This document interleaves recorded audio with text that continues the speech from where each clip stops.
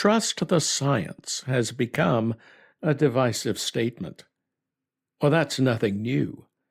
500 years ago, the science of the day held that the Earth was the center of the universe.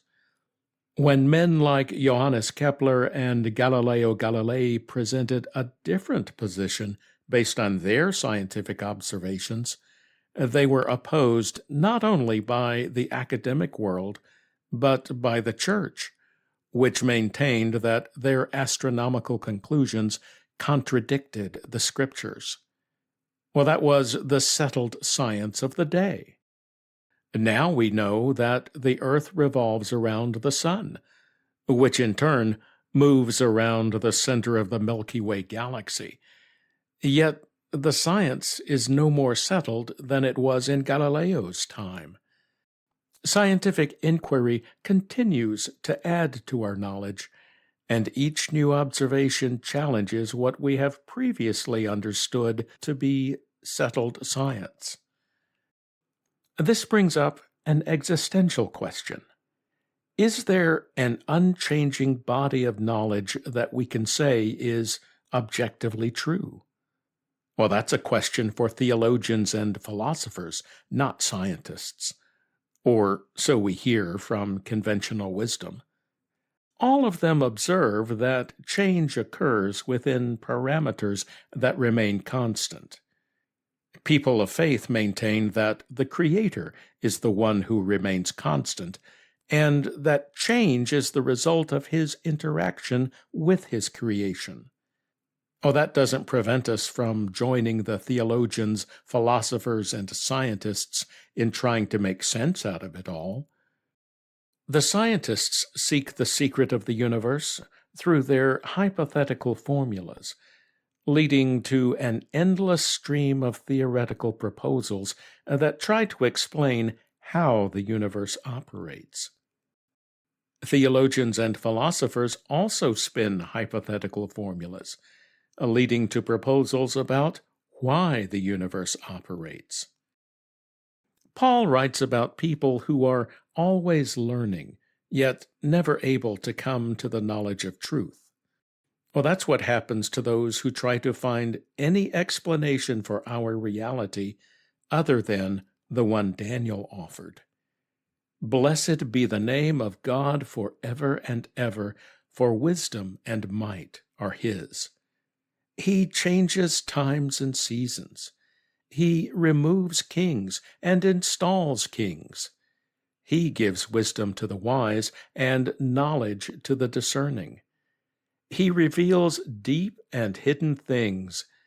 He knows what lies in darkness, and light dwells with Him. Well, that's not the end of the matter, but only the beginning. We still have a problem if we cling to our limited understanding of God and His ways and are not open to new understanding as He reveals it. This is the problem with mortal, finite human beings made in the image of the immortal, infinite Creator. We keep trying to fit Him into our limited understanding rather than the other way around. Two examples from the Torah illustrate this conundrum. One is the way Moses provided water for the people of Israel in the wilderness after his sister Miriam died. God instructed him to speak to the rock, which had previously been the source of their water, so that the water would once again flow.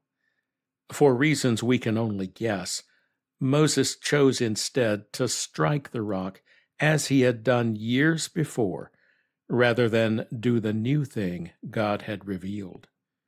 The water did flow, but Moses had presumed to act on his own rather than do as God said, and as a consequence, he wasn't permitted to enter the promised land.